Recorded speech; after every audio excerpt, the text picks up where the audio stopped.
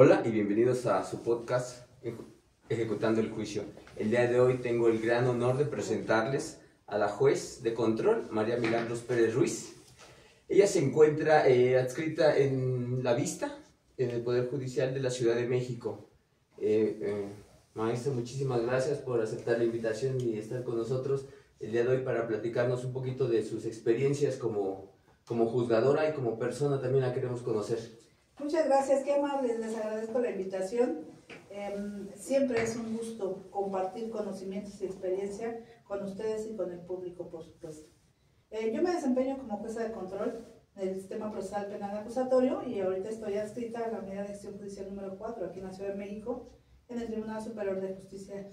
Precisamente mi función como jueza de control es garantizar derechos. Entonces, agradezco enorme la invitación. Muchas gracias. Maestra, quiero preguntar algo, sobre todo que la gente que nos está viendo puede ser también estudiantes de Derecho o puede ser personas que no están estudiando Derecho, pero les interesa saber qué es la perspectiva de género o qué es lo que es juzgar como perspectiva de género. Es un tema bien interesante. Hay que entender que la perspectiva de género es una forma de análisis. Una forma de analizar la información que se somete a consideración en el caso del juzgador. Es una visión, precisamente, que da al juzgador la intención de quitar cualquier barrera para que las personas puedan acceder a los servicios de justicia de manera igualitaria. Entonces, es una forma de analizar la situación particular de violencia. ¿Cuándo se aplica esta categoría? Bueno, se va a aplicar cuando el juzgador advierte o la juzgadora advierte una situación de vulnerabilidad o de desventaja de la persona que solicita la protección del Estado, es decir, de la víctima o de la persona investigada. Aquí es bien importante determinar que la perspectiva de género no se aplica solo a las víctimas, se aplica a cualquier persona que se encuentre en un conflicto de esta naturaleza en el cual se advierta una situación de vulnerabilidad o desventaja que evidentemente la coloque en una situación de subordinación. Hay una asimetría del poder. Entonces, la perspectiva de género indica que el juzgador tiene la obligación de analizar la información expuesta bajo esta óptica analítica. Es decir, va a verificar que si la persona está en una situación de violencia y eso la coloca por debajo de los demás, tiene que equilibrar el conflicto y por supuesto que la persona acceda a los servicios de justicia sin ningún tipo de obstáculo. Entonces, ¿qué hace la perspectiva de género? La perspectiva de género, por supuesto, garantiza derechos, garantiza el interés superior, elimina estereotipos, etiquetas, discriminación, con la finalidad de generar condiciones de igualdad y eliminar cualquier barrera que impida precisamente ese acceso efectivo. Esa es la perspectiva, es una categoría. Es importante señalar que precisamente la obligación implica que el juzgador, si no advierte pruebas suficientes, ordene recabarlas para garantizar derechos.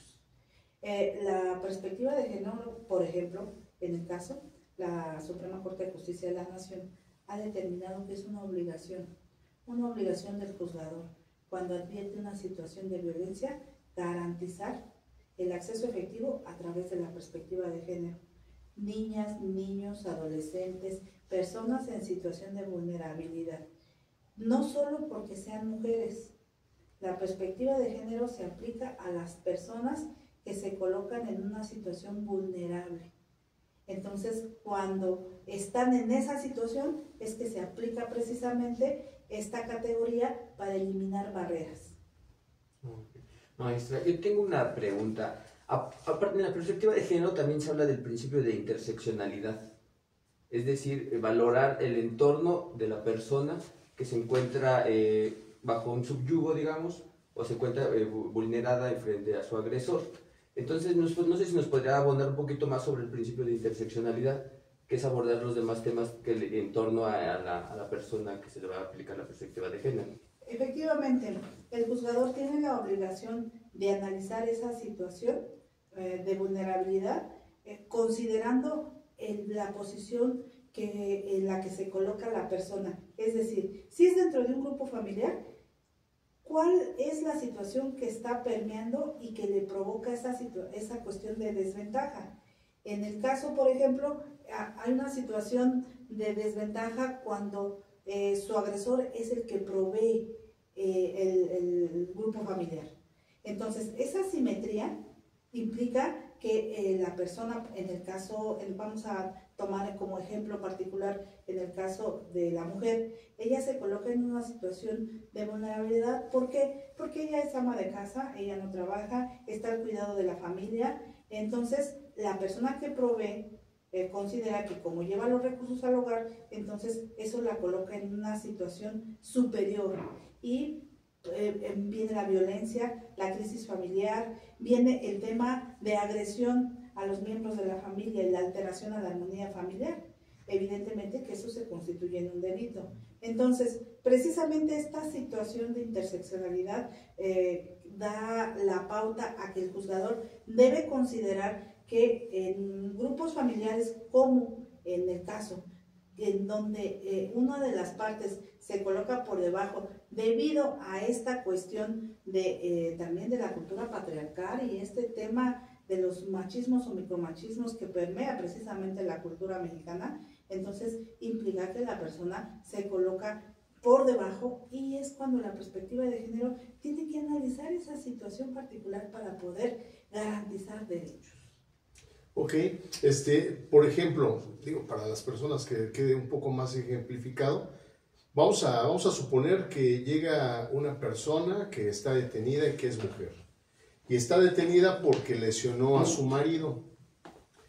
Entonces, entendemos que el juez está escuchando, porque quien tiene que ofrecer esos datos de prueba por parte del Ministerio Público, pues es el Ministerio Público, a través de todas las investigaciones que está haciendo y que está integrando la carpeta de investigación. Y en su caso el defensor, a través también de sus actos de defensa, tiene que también pues argumentarle al juez por qué pudiera ser vulnerable su patrocinado. Entonces, debe de haber, por lo que entiendo, los primeros que deben de mencionar o solicitar, aunque sea obligatorio la perspectiva de género, deben de ser, en este caso, el Ministerio Público o el defensor. Y entonces ellos son los que deben de aplicar un protocolo, porque entiendo que hay un protocolo para la perspectiva de género. No sé si nos pueda ayudar. ¿Cuál es el protocolo? ¿Cuáles son los pasos? ¿Cómo se puede aplicar? Bien, efectivamente, es obligación de las partes anunciar que existe una cuestión de vulnerabilidad y que esto va a generar una desventaja de las personas involucradas. Entiéndase, estamos hablando de una mujer imputada, no importa la condición imputada o víctima. Aquí lo que permea o lo que importa es la cuestión de vulnerabilidad y desventaja. Entonces, la Suprema Corte de Justicia de la Nación emitió el protocolo para juzgar con perspectiva de género. Y el primer punto a considerar es de que la perspectiva de género no se aplica a petición de parte, evidentemente se aplica de oficio. El juzgador es el primer actor que tiene que aplicar la perspectiva de género cuando de los hechos que le están poniendo en conocimiento advierte una situación de violencia, de desventaja, de vulnerabilidad, y hay un grupo precisamente sospechoso, como en el caso de las mujeres, que pudiera en todo caso encontrarse en esta hipótesis. Es obligación del juzgador de oficio, aunque las partes no lo soliciten. De esto también ya ha hablado la Suprema Corte de Justicia de la Nación. Y el segundo punto, si es de oficio, sin embargo las partes tienen la obligación, porque ¿quién conoce la carpeta? Las partes.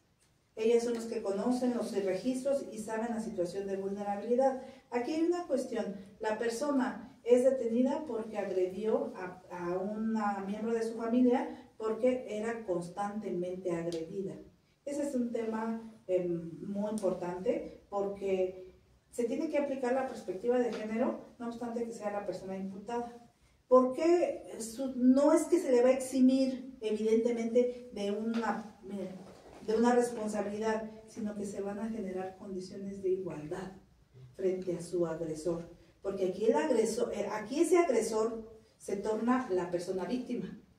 Esa persona víctima que recibió esa agresión. Pero, ¿qué fue lo que sucedió? En este tema de violencia dentro de las familias, la violencia familiar, que es un tema, ya lo han destacado, se ha destacado por diversas instituciones, que la violencia familiar es cíclica, es decir, comienza con las agresiones y luego va subiendo de intensidad, viene la agresión, la explosión de las emociones y de nueva cuenta viene la tranquilidad, lo que llaman la etapa de luna de miel. Y es cíclica la violencia familiar. Entonces, en el tema que estamos poniendo en consideración, aquella persona siempre ha sido objeto de agresiones, de violencia dentro del grupo familiar, de actitudes devaluatorias, de amenazas, de insultos.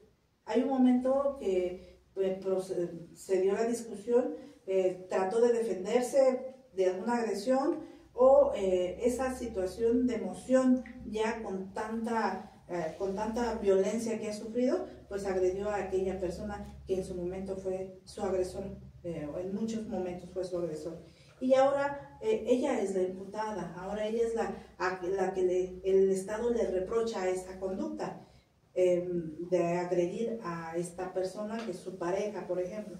Entonces, evidentemente aquí el juzgador tiene que analizar esa situación y visualizar esa vulnerabilidad para aplicar la perspectiva de género. Indico, la perspectiva de género tiene la finalidad de garantizar condiciones de igualdad.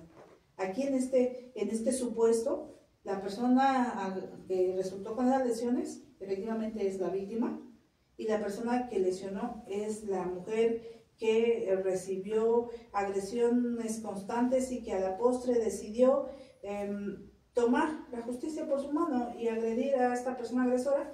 Entonces, lo que el Estado debe hacer es garantizar esas condiciones de igualdad y eliminar cualquier barrera para reprocharle una situación que pudiera generar una desventaja dentro del proceso. Entonces, aquí el primer actor es el juzgador. Los siguientes actores, por supuesto, es el Ministerio Público. El Ministerio Público tiene la obligación de realizar una investigación seria, profesional e imparcial a través de todos los medios legales. Más cuando se trate de una situación donde implique grupos vulnerables. El defensor, evidentemente, en aras de garantizar los derechos de su representada, tiene la obligación de solicitar, si el juzgador no lo advierte, solicitar la aplicación de la perspectiva de género. El protocolo que emitió la Suprema Corte de Justicia de la Nación evidentemente no es obligatorio, pero no vincula, pero es orientador. El primer punto es verificar la situación de vulnerabilidad, grupo vulnerable o categoría sospechosa, niños, niñas, adolescentes, mujeres trans, etc. Mujeres adultas mayores, etc. Entonces, punto número 2, que esa situación de violencia o de vulnerabilidad la coloque en una cuestión de desventaja.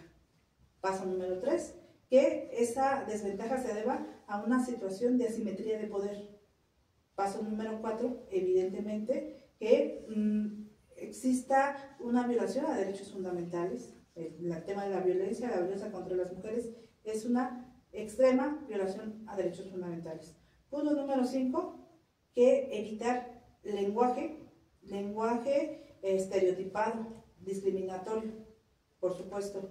Y por supuesto, número 6, es que si no hay pruebas suficientes, el juzgador tiene la obligación de recabarlas. Esos son los pasos que indica el protocolo. Muchas gracias. Okay. Maestra, yo sé que a lo mejor es un tema que no le compete, pero tengo dos preguntas. El Ministerio Público en la etapa inicial tendría que investigar o realizar actos de investigación bajo una perspectiva de género. Y número 2, cuando usted ya lo ponen a disposición al imputado para vincularlo al proceso y solicitar la complementaria, usted podría solicitarle al Ministerio Público a través de la perspectiva, o si advierte la perspectiva de género, realizar actos de investigación para llegarse como de más recursos o de más datos de prueba. Definitivamente, el Ministerio Público tiene la obligación de generar esas condiciones de igualdad. ¿Cómo lo va a hacer cuando está involucrado un grupo vulnerable como es las mujeres, podríamos niñas, niños, adolescentes, por ejemplo? Tienen la obligación de realizar la investigación a través de la perspectiva de género, para evitar cualquier situación que vulnere aún más a la persona involucrada. En el caso de que ya se sigue un procedimiento y que, bueno, el juzgador, desde el contacto que tenga, advierta que existen elementos que deben de aportarse al proceso, la perspectiva de género ampara la facultad para instruir al Ministerio Público, recabe esos datos de prueba.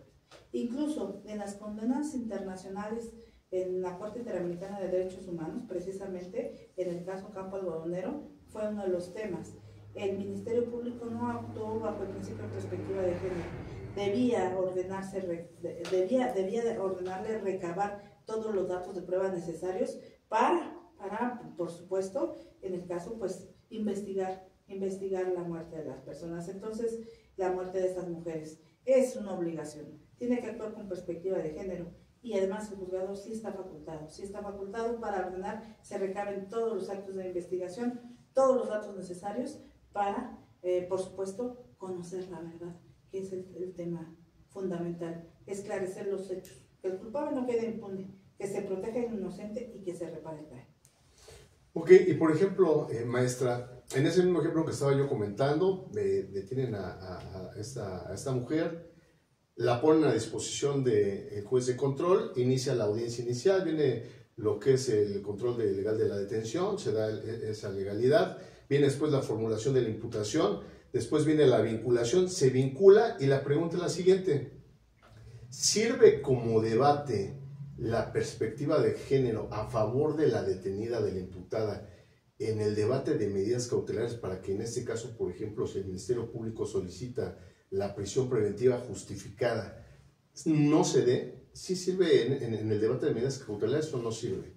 Vamos a analizar lo que son las medidas cautelares. ¿Cuál es el objetivo de las medidas cautelares? Disminuir riesgos procesales. ¿Qué se va a disminuir? Se va a disminuir el riesgo de sustracción, punto número 1. 2, se va a disminuir que la víctima se coloque en algún riesgo en cuanto a su integridad, su propia vida.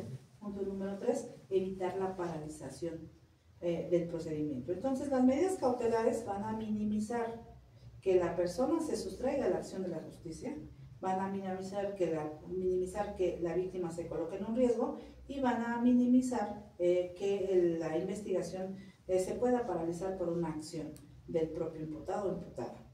Entonces, partiendo de esta óptica, para imponer la medida cautelar, el juzgador lo que debe analizar primero si es necesaria.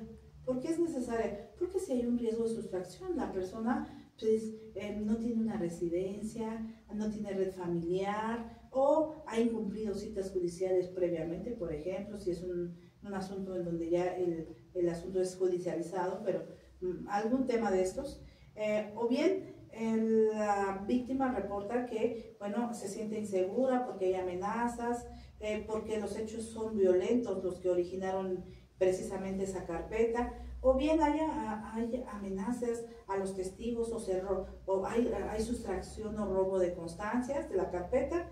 Bueno, entonces primero va a verificar si una de estas situaciones deben cautelarse, entonces es necesaria la medida. Punto número 2, si es necesaria debe ser la idónea. Entonces, aquí en la idoneidad vale la pena analizar precisamente la situación de la persona imputada. Es una mujer en una situación de vulnerabilidad. ¿Por qué? Porque está en un contexto de violencia generalizada. Aquí fue detenida porque lesionó a aquella persona que, le agredía constantemente y ese día tomó un objeto y la lesionó.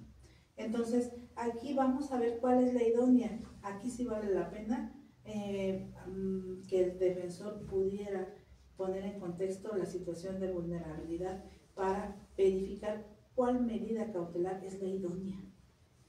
Si la idónea, están pidiendo prisión preventiva. Vamos a dejar los instrumentos peligrosos y ese tema. Vamos a tomar en consideración la situación de la persona. Entonces, el Ministerio Público solicita, por ejemplo, la prisión preventiva, por ejemplo, esta que es la más gravosa. Pero la defensa puede argumentar perspectiva de género a través para que el juzgador visualice esa situación de violencia y determine cuál es la medida idónea para garantizar los fines del proceso, que son su presencia, la seguridad y evitar la paralización. Y partiendo de eso, la proporcionalidad. Y en la proporcionalidad, pues la medida debe de rescatarse más beneficios, ¿no? O perjuicios sobre otros bienes y valores. Y por supuesto, las medidas están limitadas bajo el principio de mínima intervención. Entonces, considero que el punto medular es la idoneidad para garantizar precisamente si el tema de la seguridad de la víctima, lo que se tenga que garantizar con la medida, pero considerando la situación vulnerable de la persona imputada. Okay. Maestra, no sé si ubique el tema de la ley Alin, me parece, creo que en Baja California empezó, los dos era esposo y esposa, los dos eran policías, usaban armas, llega el esposo, creo, alcoholizado, violenta a su esposa, creo que la amenaza con la pistola, ella que se lo arrebata y termina privándolo de la vida al esposo. Ella creo que en primera instancia sale condenada y ya se va a revisión y la terminan absolviendo por legítima defensa, me parece. Es exactamente, en este tema en particular. Por supuesto, por ejemplo, vamos a trasladar ese tema de esta situación de repeler una agresión, de una agresión para salvaguardar la integridad o la vida propia, ¿no? Entonces, en el caso de las mujeres que se encuentran en círculos de violencia, evidentemente hay un momento en que las emociones se desbordan y pues la persona lo que quiere es salir del círculo de violencia a través de cualquier medio. Entonces, precisamente el juzgador tiene que tener esa sensibilidad y celebro esta situación. ¿Por qué? Porque en aquel momento el juzgador, en aquel caso que me platica usted, precisamente los juzgadores tuvieron la sensibilidad necesaria de advertir que para la comisión de un delito se requiere precisamente un objetivo. O sea, siempre que se comete un delito se tiene un fin particular: privar de la vida a la persona, quitarle su patrimonio, traer un narcótico. Tienen un fin particular. Tal es así que todos los tipos penales privilegian bienes jurídicos. Entonces, partiendo de este tema, es importante que el juzgador tenga esa sensibilidad para analizar la situación de vulnerabilidad, la situación de violencia de este grupo familiar, para aplicar precisamente la perspectiva de género, y eso sin violentar los derechos que tuvieran las partes. Aquí hay que privilegiar el interés superior, porque precisamente eso es lo que garantiza la perspectiva de género, el interés superior con la finalidad de garantizar derechos.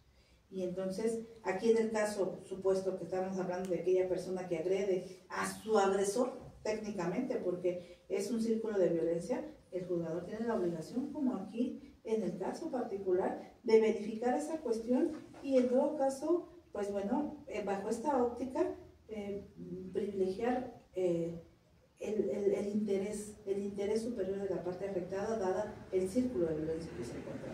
¿Y cómo balancear esa parte, o sea, la perspectiva de género en favor de la víctima y los derechos del imputado? Bueno, yo sé que no está en juicio, digamos, pero digamos, del imputado en caso de vincularlo a proceso, o sea, de balancear estos dos derechos, bueno, principio y un derecho, para impartir justicia.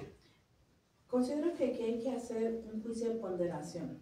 Vamos a poner una balanza, y en esta balanza vamos a poner los bienes protegidos. Tenemos la perspectiva de género. De este lado tenemos una persona imputada. Vamos a poner un supuesto de violencia familiar. Una persona imputada por violencia familiar. Y de este lado tenemos a una persona víctima. Fue agredida, fue golpeada y además con insultos y amenazas, pero además la persona imputada agarró su celular y se lo tiró. Y violencia, ahí hay violencia patrimonial. Entonces, violencia física, violencia psicoemocional, violencia patrimonial, variables de la violencia familiar. Entonces, tenemos aquí un bien protegido que es la integridad y la vida de la persona. Y de este lado tenemos la libertad de la persona, porque son los bienes jurídicos en conflicto aquí. Entonces, ¿cómo aplicar el principio sin violentar uno de los otros derechos? Entonces, o bienes jurídicos. Entonces, haciendo una ponderación, como en una balanza, ¿qué es lo que pesa más? Por supuesto que va a pesar la vida, porque es el bien jurídico de mayor valía. La vida, la integridad, la seguridad, la libertad es importante, pero no como la vida, y esto es por sentido común. Entonces, haciendo esa ponderación, se inclina a garantizar estos derechos. Y no porque es mujer, sino porque los bienes jurídicos que protege en los tipos penales son más valiosos a la luz de la lógica. Entonces, pues por supuesto aplico en la perspectiva de género, pero no es porque es mujer, porque está en una situación de vulnerabilidad, de desventaja, e implica la garantía de su seguridad y de su vida. Y entonces la balanza se torna a garantizar a la víctima, y eso no implica que se violenten los derechos. Nada más es un simple ejercicio de ponderación. Muy bien. Y por ejemplo, maestra, vamos a cambiar un poquito el ejemplo, pero se lo comento de lo que nos han llegado en los comentarios a través de las redes sociales, de que, por ejemplo, hay una víctima. Vamos a seguir con el tema de que sea una mujer, aunque usted ya nos explicó bien que la perspectiva de género no es exclusivo para mujeres, pero vamos a suponer que es una mujer. Va y levanta una denuncia porque un familiar pues la está agrediendo, levanta la denuncia, el Ministerio Público pone una medida que es de que no se acerque a la víctima, una medida de restricción, que no se acerque a la víctima, pero la víctima sigue siendo agredida, sigue acudiendo al Ministerio Público, y el Ministerio Público pues en realidad ya no solicita actos de investigación, ya no le da cita a la víctima, o le da cita y resulta que salió un operativo. La idea es que ya no empieza a avanzar su carpeta de investigación, pero además, como la víctima trae un asesor jurídico particular que no sabe mucho del tema penal porque es más civilista que penal, pues entonces no sabe qué hacer y dice, bueno, pues ya nos quedamos aquí atorados. ¿Por qué? Porque el abogado civilista piensa que el juez de control va a intervenir hasta que se judicialice la carpeta. Entonces la pregunta que es contestarle a esta persona que nos pregunta es, la víctima dentro de la investigación inicial, que es la desformalizada, es decir, todavía no está judicializada, ¿puede acudir al juez de control y cómo pudiera acudir al juez de control? Definitivamente las víctimas pueden acudir al juez de control a solicitar la intervención respecto de la actuación del Ministerio Público, solicitando una audiencia de omisiones y o negligencias del Ministerio Público, amparada en el Código Nacional de Procedimientos Penales. Las víctimas de un delito que adviertan que el Ministerio Público no está actuando bajo los principios de profesionalismo, de garantía de derechos, de imparcialidad, tienen la opción de acudir ante el juez de control. Se solicita audiencia, se requiere la presencia del Ministerio Público y entonces, de viva voz, la víctima le externa al juzgador qué es lo que está pasando. La carpeta está paralizada. Si bien es cierto, el control judicial en relación a las determinaciones del Ministerio Público es muy específico. Las víctimas pueden recurrir, es decir, impugnar a través de este recurso denominado las determinaciones del Ministerio Público. No ejercicio de la acción penal, el archivo temporal, la abstención de investigar o incluso la aplicación de un criterio. Pero esto no está limitado solo a esas resoluciones, sino a toda la actuación del Ministerio Público que paralice la investigación en perjuicio de la víctima. El Ministerio Público es la autoridad, de acuerdo al 21 constitucional y a lo que refiere la Corte Interamericana de los Derechos Humanos, la autoridad encargada de perseguir los delitos. Esa es una obligación de facto y no de resultado. Entonces, tiene la obligación de perseguir los delitos, de recabar todos los actos de investigación necesarios para ¿qué? Para investigar, procesar y sancionar si es el caso. ¿Cuál es la intención? Conocer la verdad, y esa es una facultad que ejerce el Ministerio Público frente a la sociedad en general, pero frente a las víctimas del delito en lo particular. Entonces, ¿con qué intención? Con la intención de prevenir la impunidad, de, por supuesto, erradicarla. Entonces, si una víctima del delito inicia una carpeta, vamos a suponer cualquier víctima, inicia una carpeta, tiene un asesor jurídico que, bueno, a lo mejor no conoce el tema penal, pero cualquier asesor jurídico, no hay actos de investigación, y más que es un tema de violencia, hay una situación de violencia contra las mujeres, y la carpeta está detenida, el juez de control atiende el asunto, verifica si hay omisiones se ordena, recabe los actos necesarios, ordena que continúe con la investigación. De acuerdo a la distribución de competencias, evidentemente no podrá ordenarle que ejerza acción penal, porque esa es una facultad exclusiva del Ministerio Público. Pero sí podrá ordenarle que recabe todos los datos de prueba. Y volvemos al tema de perspectiva de género. Es un grupo vulnerable, hay una situación de violencia, pero de violencia dentro de la familia, de violencia, de desventaja, pero también por parte de las autoridades. Tiene obligación el Ministerio Público de recabar todos los datos y el juez se lo va a ordenar en una audiencia de omisiones y o negligencias. ¿Por qué? Porque paraliza la investigación en detrimento de gobernar. Muy bien. Pero también entonces ahí yo creo que sería importante decirle a las personas que nos están escuchando que es importante también que lleve el registro de las veces que ha solicitado al Ministerio Público actos de investigación, porque hay veces que no llevan ningún registro y suele suceder que nada más de palabras solicitan la cita o solicitan un acto de investigación y no hay nada escrito en la carpeta, es decir, no hay ningún registro y probablemente cuando lleguen a la audiencia, pues el Ministerio Público diga, bueno, es que nunca me han solicitado nada, ¿no? O sea, no hay nada y lo que está diciendo la víctima, pues sí la escucho, pero es la primera vez que me lo empieza a comentar. Entonces eso puede retardar un poco la justicia. Definitivamente. Bueno, en el Ministerio Público sabemos todos, es un hecho notorio que la carga de trabajo es muy extrema. El personal también es poco, o sea, eso lo sabemos, no es una cuestión que se oculte, pero eso no debe justificar ni la dilación ni la omisión en la tramitación de una carpeta, y más cuando se trate de una situación donde está involucrado un grupo vulnerable, más.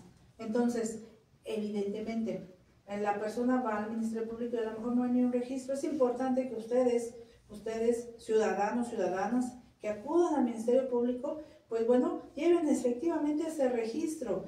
Hay otra situación, yo desconozco cuál sea la logística que se lleva en el Ministerio Público para la atención de las peticiones, promociones, pero ir con el titular de la carpeta y bueno, tomar el registro de los días que van, o que pues si es que lo mejor sería que pudieran presentar promociones y que les sellen, para que ustedes le digan al juez de control, yo fui estas veces, aquí están mis promociones y no hizo caso de mis peticiones.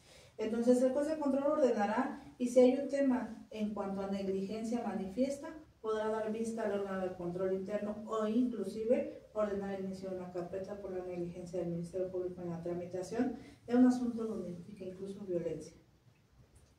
Oiga, maestra, disculpe, no sé si a lo largo de su como función como juzgadora, no sé si nos pueda compartir un caso que le haya impactado en este tema de perspectiva de género.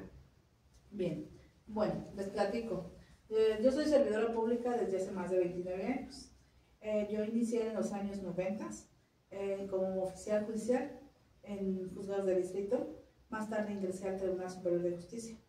Y he estado siempre en el tema, por supuesto, penal. He sido actuaria, secretaria técnica, secretaria auxiliar y secretaria proyectista de sala. Entonces, a lo largo de todos estos años he tenido muchos asuntos en donde están involucrados temas de violencia contra las mujeres.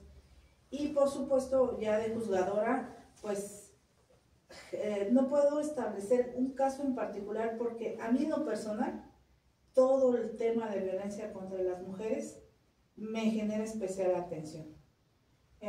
Me preocupan realmente la seguridad de las víctimas cuando llegan y solicitan medidas de protección. Es más, en los casos donde vienen con medidas de protección de la Fiscalía y me siguen reportando las víctimas que las personas agresoras las acosan, van a verlas a su domicilio, las buscan en su trabajo, les siguen hablando por teléfono, implemento medidas de protección de oficio en términos de la ley de acceso a las mujeres a una vida libre de violencia. Y las decreto en ese momento y ordeno al Ministerio Público pues que le ponga incluso custodia personalizada o domiciliaria, dependiendo del caso.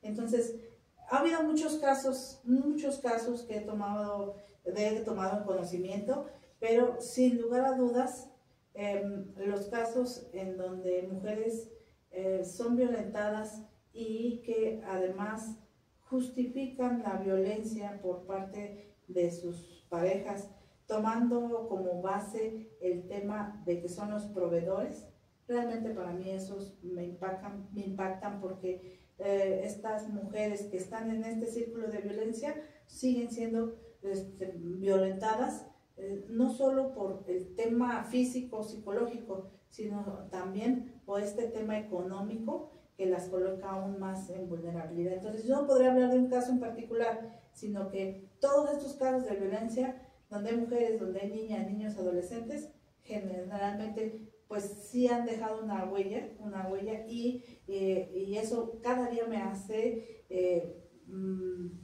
partícipe de todo lo que sea necesario para atender la violencia.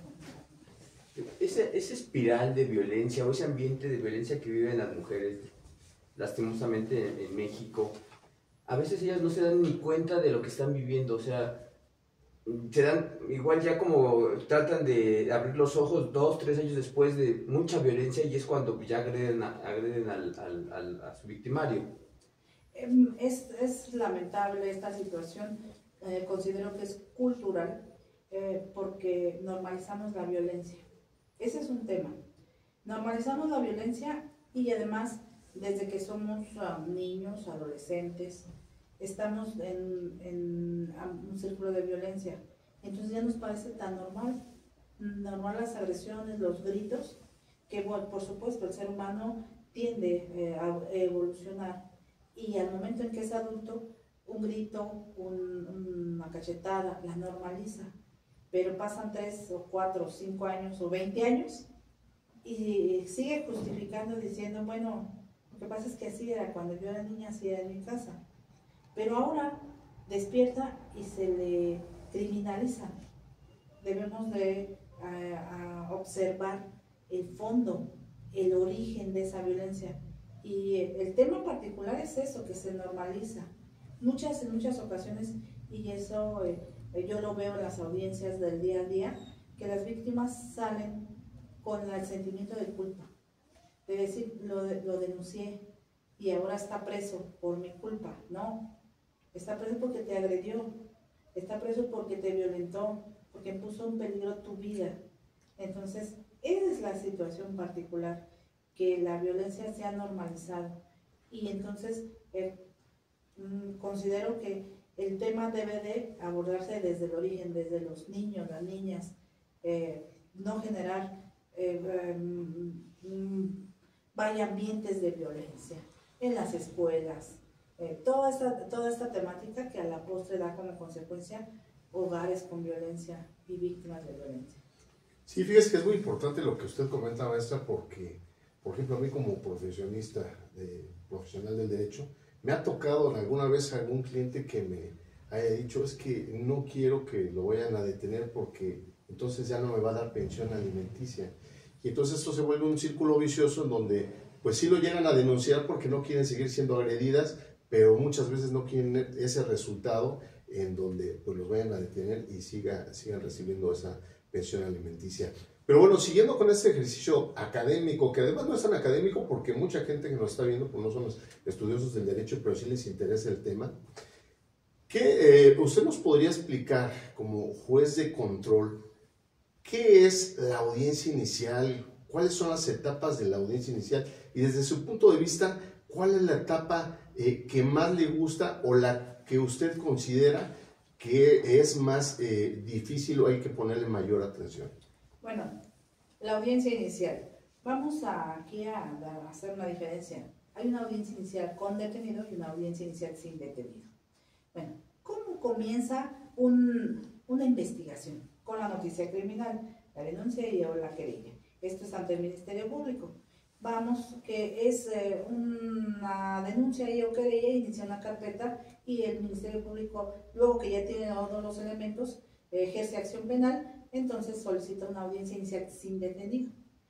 Los pasos de esa audiencia inicial sin detenido son la formulación de la imputación, se cita a la persona para que se presente ante el juez de control, se le informa por qué se le está investigando, que eso es la formulación de la imputación, se le da oportunidad de declarar y se le vincula a proceso, hay medida cautelar debate, se le impone medida y bueno, se debate el cierre de la investigación.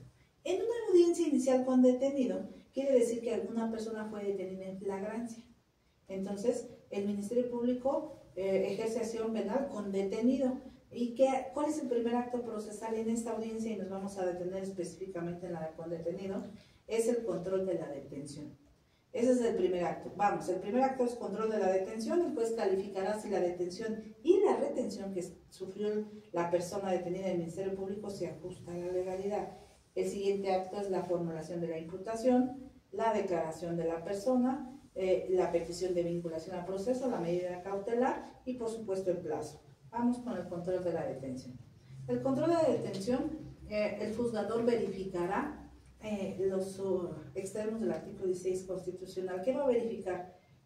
¿En qué supuesto de flagrancia fue detenida la persona? ¿Qué es la flagrancia? Entonces, la flagrancia es cuando la persona es detenida porque estaba cometiendo un delito, o es detenida porque fue sorprendida cometiendo el delito y perseguida material e ininterrumpidamente, o es detenida cuando ya se cometió el delito y es señalada por la víctima, por un testigo, y además se le encuentran objetos, productos del delito, o hay información que hacen presumir que participó. En este último supuesto, la búsqueda o localización no se debe de haber interrumpido. Entonces, cualquiera de las tres formas de flagrancia dan como consecuencia que el agente policíaco detenga a una persona y la ponga a disposición de la autoridad. Esa puesta a disposición debe ser de manera inmediata. Inmediata no quiere decir así luego, ¿no? Hay un tema ahí de análisis que los plazos de detención y puesta a disposición deben ser razonables, deben ser plazos objetivos, es decir, no, esto de manera inmediata no es una unidad de tiempo que pudiéramos determinar cuánto, de acuerdo a la naturaleza. Por ejemplo, vamos a poner un ejemplo de una persona que es atropellada, entonces es un accidente, viene el policía y detiene al conductor que atropelló a la ciclista. Entonces, pero el policía no llega, lo detiene y lo sube a la patrulla. El policía primero llega a preguntar qué pasó. Y que hay ahí un carro con un golpe, una bicicleta, un lesionado. ¿Qué va a hacer primero? Llamar a los servicios de emergencia para atender al lesionado. Y después va a preguntarle, ¿qué pasó? Ah, el conductor del vehículo. Ah, bien. Entonces, llama a los servicios de emergencia. Es un policía que viene a pie de tierra, es el que anda dando ahí sus funciones, sus rondines, solicita patrulla, solicita una grúa para que se lleve el vehículo, para trasladar la bicicleta. Todos estos actos implican tiempo. El tiempo solo debe ser razonable, es decir, el hecho sucedió a las 2 de la tarde y lo están poniendo a disposición a las 11 de la noche, no es razonable. Debe ser razonable. El policía llega a hacer diversos actos previos a la puesta a disposición. Entonces el juzgador verifica ese recorrido, verifica que se haya reportado la detención. La ley dice que tiene que reportarse la detención para evitar algún acto de, pues, de desaparición forzada, de tortura, de esa situación. El juez verifica cuándo se inicia la carpeta. ¿Por qué? Porque partiendo del inicio de la carpeta va a contabilizar las 48 horas que dice la ley. Como ustedes saben, pues son 48 horas en el Ministerio Público. O el Ministerio Público ejerce acción penal y lo mandan con un juez de control, o el Ministerio Público lo deja en libertad. Entonces, verifica el juzgador si se cumplieron las 48 horas, tomando como base el inicio de la carpeta y la puesta a disposición en el reclusorio, ¿no? Entonces, y luego va a verificar el requisito de persecución, es decir, de procedibilidad. Y estamos hablando de la denuncia y la querella. La denuncia, bueno, es un delito que se persigue de oficio, cualquiera puede hacer una denuncia. La querella tiene una particularidad. Como esta instancia parte agraviada, la querella se tiene que presentar dentro de las 12 horas siguientes a que el Ministerio Público tomó conocimiento, 12 o 24 horas. La ley permite incluso. Y además, ¿quién presenta la querella? Dice la ley que presenta la querella quien tenga un interés, a quien se le haya afectado su bien jurídico. Es decir, un delito de violencia familiar, por ejemplo, la querella pues es la víctima, ¿no?, que sufrió esa violencia. Quien, por ejemplo, está lesionada, es ciclista, la trasladan, ella no puede presentar la querella porque está lesionada, está en el hospital. ¿Quién la presenta? Su familiar directo, ascendiente, descendiente, colateral, hasta fin. Entonces, él puede presentar la querella. Entonces, la querella sí tiene que presentarse en tiempo y en forma. Entonces ya se presenta, eso es lo que va a verificar el juez en el control de la detención. El requisito de procedibilidad, las 48 horas, la flagrancia, pero además que haya sido detenida la persona por un delito que tenga una pena privativa de libertad. Lesiones, violencia, robo, que tenga pena privativa. Porque ustedes bien saben que hay delitos que no tienen pena privativa o que tienen pena alternativa, como las amenazas. Es pena de multa o pena de prisión, entonces ahí no va a surtir una flagrancia, por ejemplo, ¿no? Entonces, el primer acto procesal en una audiencia inicial con detenido, el control de la detención. El juzgador determinará si esa detención se ajustó o no a la legalidad y la retención, es decir, el tiempo que estuvo en el Ministerio Público. Una vez que se haya calificado de legal la detención y retención, ahora sí viene el acto de la formulación de la imputación. Para todos ustedes, que es insisto, la formulación de la imputación es una comunicación del Ministerio Público directo a la persona imputada. ¿Qué le va a comunicar? ¿Cuál es el hecho por el cual se le está investigando? ¿Dónde está señalado como delito en la ley? ¿Y quién declara en contra de esa persona? ¿Para qué? Para que él tenga el derecho, si quiere, de declarar. En el entendido que dice la ley que si declara todo lo que diga podrá ser usado en su contra. Si guarda silencio, el silencio no le perjudica de forma alguna. Entonces, la persona podrá declarar o no.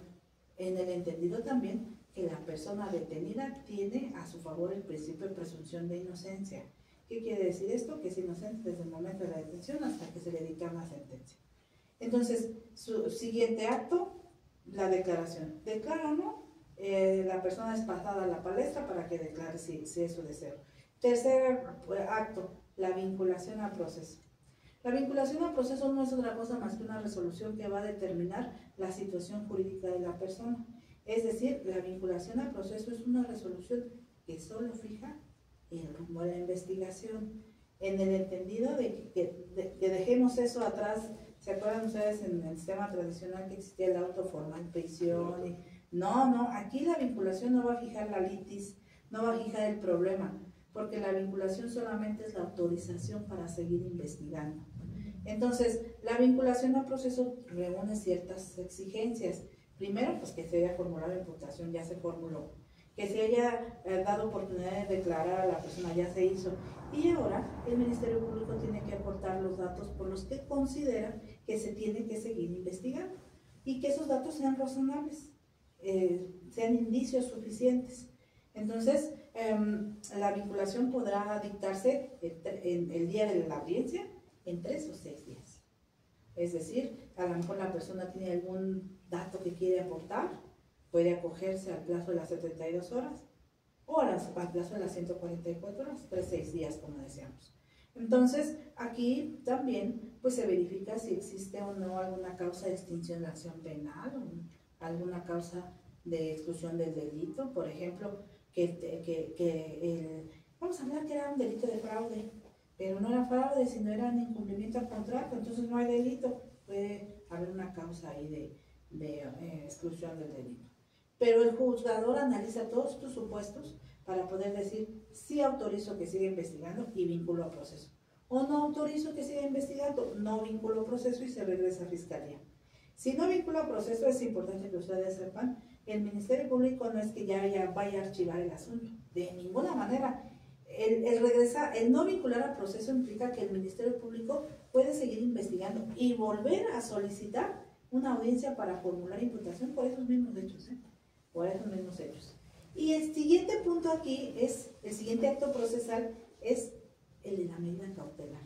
Y como ya hace un momento decíamos, la medida cautelar tiene un fin específico, es decir, el tema de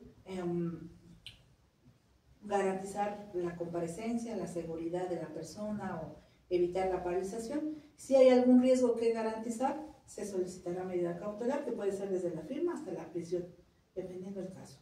Y finalmente lo que se debate es el plazo del cierre de investigación complementaria. Si el delito amerita una pena mayor a 2 años, el plazo podrá ser hasta 6 meses, de lo contrario será solo de 2 meses. Entonces, para mí, en lo particular, el acto procesal de esta audiencia inicial más importante definitivamente es el de la vinculación al proceso, porque esa vinculación determina que se siga investigando o determina que se regrese a fiscalía para poder investigar, pero en fiscalía antes de ejercer acción penal.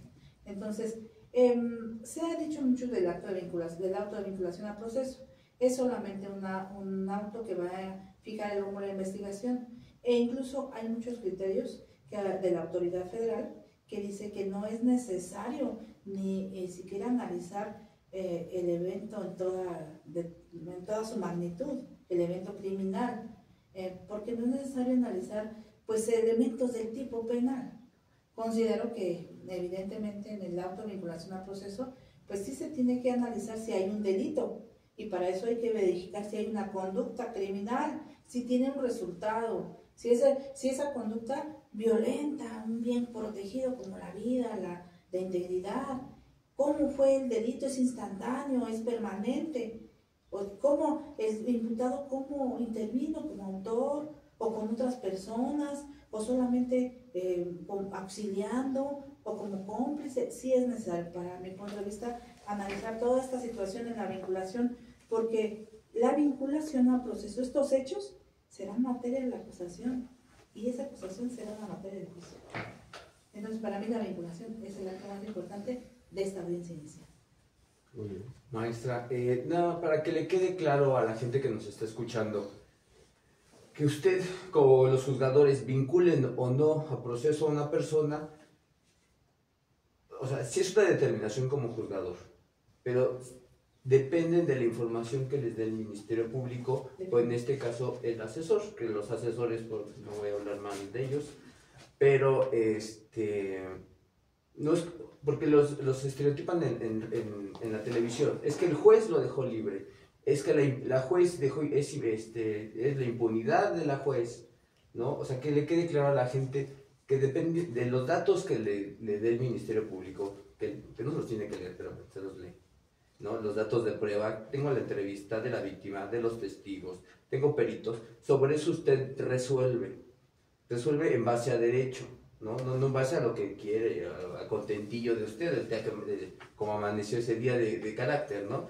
Sino conforme a los datos que le aporten las partes, usted va a resolver conforme a derecho. Entonces, esa parte sí me gustaría que les explicara un poquito a la gente que la impunidad no se genera a partir de un juez. Definitivamente, tiene usted toda la razón. Y es importante que ustedes que están escuchando tengan en cuenta que quien tiene la obligación de perseguir los delitos es el Ministerio Público. Esa es su facultad. El juzgador analiza la información que le da el Ministerio Público. Sepan ustedes que el juzgador no tenemos conocimiento de la carpeta, no la conocemos. Solamente conocemos lo que nos dan en audiencia.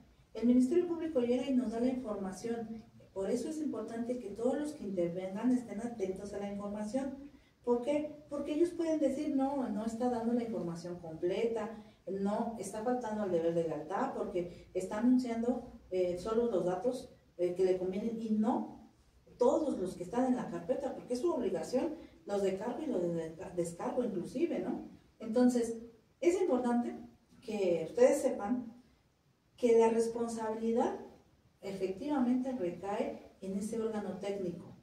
Si la Fiscalía, si el Ministerio Público no le aporta los datos al juzgador, pues evidentemente el juzgador está tapado de ojos porque no conoce la información.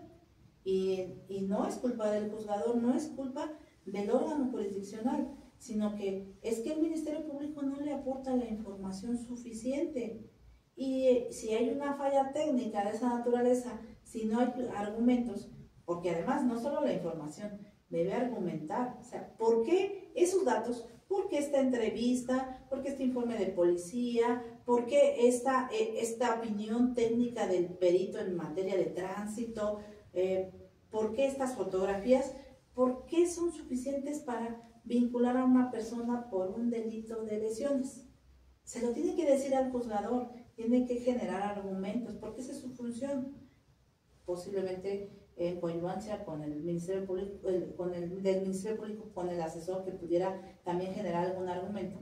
Pero aquí quien tiene la titularidad de la acción penal es el Ministerio Público. Entonces, en muchas ocasiones es importante que ustedes conozcan que no es culpa del órgano jurisdiccional. Si el órgano jurisdiccional no tiene la información, evidentemente es insostenible que pudiera emitir una resolución a favor de las personas que están involucradas. Entonces, es cierto que en muchas ocasiones se dice es que el juzgador lo dejó libre. No, el juzgador lo tuvo que dejar libre porque no tuvo información, porque el Ministerio Público no se la dio. Entonces, aquí la importancia del Ministerio Público radica en su función de perseguir los delitos. Tiene obligación de aportar todos los datos para que el juzgador tenga toda la visión y pueda resolver pues conforme a los datos aportados y hacer un análisis lógico, natural de la información y emitir la resolución. Es cierto, el juzgador no puede resolver en este día, por ejemplo, como haya amanecido de carácter, de humor, no. El juzgador tiene que realizar un análisis de la información a través del pensar reflexivo, de la lógica, de las máximas de la experiencia, de la información, enlazándola y decir, bueno, si hay elementos para seguir investigando, o no los hay porque el Ministerio Público no aportó. Entonces, sí es importante que ustedes que están escuchando, tomen esta información para exigirle al Ministerio Público que aporte toda la información para que el juzgador tenga la mejor visión y pueda emitir la resolución. Maestra, retomando el tema de violencia hacia las mujeres, no sé si les pueda dar un consejo a ese grupo vulnerable de hace tantos años o siglos, esas mujeres que viven en un entorno familiar de violencia, no sé si les pueda dar un consejo respecto a qué determinaciones hacer, qué poder hacer ante esa situación que viven día a día. Sé que sin poder es muy difícil salir de un ciclo de violencia. Lo que decíamos hace un momento con el maestro, en muchas ocasiones el agresor es el proveedor. En muchas ocasiones el domicilio donde viven es del agresor o de su familia, el agresor. No tienen a dónde ir. E incluso en muchas ocasiones también hay violencia por parte de los niños o niñas y que eso implica también el tema de una violencia incluso vicaria. La mujer, en el caso, se coloca aún en una situación más vulnerable. Entonces, la recomendación es no quedarse calladas. Sé que es difícil, ustedes podrán decir, es que en la fiscalía no me hacen caso. Es que voy al Ministerio Público y ni me reciben. En todas las alcaldías hay centros de mujeres, centros de justicia para mujeres. Hay una unidad especializada en medidas de protección. Si se siente un riesgo, vulnerabilidad alguna incertidumbre en cuanto a la seguridad, acudir al centro de mujeres. Es más, la autoridad tiene la obligación de atenderlas e incluso en creer en su versión, porque esa es una obligación de la autoridad, porque las víctimas se conducen bajo el principio de buena fe. La recomendación es no quedarse calladas. Sé que es difícil salir de un círculo de violencia por estas temáticas, pero es acudir ante las autoridades, acudir a los centros de justicia. Si se sienten inseguras, hay lugares, hay albergues para salvaguardar su integridad, la de ustedes, la de sus hijos, hijas, niños, niñas, adolescentes o personas que estén con ustedes. Es no quedarse calladas. Ese es el primer paso. Maestra, pues para ir ya cerrando un poco este tema, antes de agradecerle mucho que usted esté aquí, quiero preguntarle algo. ¿Por qué? Porque muchas veces las personas como que ven muy lejos a los jueces, ¿verdad? De hecho, no los ven solamente si tienen un problema, aunque han escuchado que existe el juez, entonces los ven muy lejos, pero no saben quiénes son de carne y hueso o qué hacen. Entonces yo quisiera preguntarle, ya no a la jueza de control del Sistema Penal Acusatorio de la Ciudad de México, sino a la maestra María Milagros Pérez Ruiz. ¿Quién es usted? ¿Dónde estudió? ¿Qué le gusta hacer? ¿Tiene algún hobby? ¿Cuál es su comida favorita? Explíquenos, por favor. Bien, bueno, yo soy María Milagros Pérez Ruiz, soy apasionada de la lectura, me gusta nadar. Yo estudié en la Universidad Nacional Autónoma de México, soy egresada de la FES Acatlán y bueno, fui la galardonada con la medalla Gabino Barreda. He estudiado, tengo posgrados en política criminal, en problemas sociales, políticos y económicos, también en Derecho Procesal Penal, soy especialista en juicios orales, tengo estudios de doctorado en Derecho Penal. En ese sentido, también me gusta interactuar con las nuevas generaciones. Doy clases tanto en el Instituto de Estudios Judiciales del Poder Judicial como en diversas universidades privadas y también públicas. Precisamente el compartir las experiencias de esta labor, de esta noble labor de juzgar a los semejantes. Entonces, yo me desarrollo en mi entorno social, pues no solo como empleada, como servidora pública, porque también soy madre, también soy hermana, por supuesto, también soy hija. Entonces, todos estos roles que pudiera desempeñar, siempre trato de entrelazarlos, las experiencias que uno adquiere dentro de la función jurisdiccional, las traslado también a mi vida diaria, tratando los asuntos con esa sensibilidad, como si yo estuviera en esa posición, poniéndome en los zapatos de las personas que acuden a los tribunales. Esa es María Milagros Pérez. ¿Alguna red social que nos quiera compartir para que la sigan? Claro que sí, pueden ustedes ver mis redes sociales, tanto en Facebook, por supuesto, en TikTok. Ahí tengo algunos TikToks ustedes disculpen, no soy muy hábil para las cámaras, pero ahí tengo algunos TikToks en temas jurídicos, por supuesto, y en Instagram